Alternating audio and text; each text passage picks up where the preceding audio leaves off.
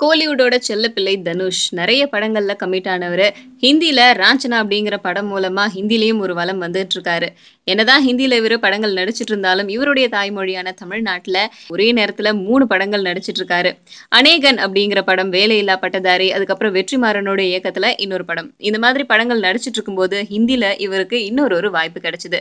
இயக்குனர் பால்கியோடைய இயக்கத்துல அமிதாப் பச்சன் கூட சேர்ந்து நடிக்கிற ஒரு வாய்ப்பு கிடைச்சது. இந்த நேரத்துல இத விட்டுட்டாக்கா திரும்பவும் கிடைக்காது அப்படிங்கிறதால அந்த படத்துலயும் கமிட் ஆயிட்டாரு. அதனால இவர் குடுத்த 3 படத்துக்குமே கால் ஷீட் கொலாப்ஸ் ஆயிருக்கு. ஒருத்தவங்களுக்கு குடுத்த கால் ஷீட்ல சரிவர அந்த டேட் குடுக்க முடியாம அங்கேயும் இங்கேயும் போயிட்டு படங்கள் நடிச்சு குடுத்துட்டு இருக்காரு.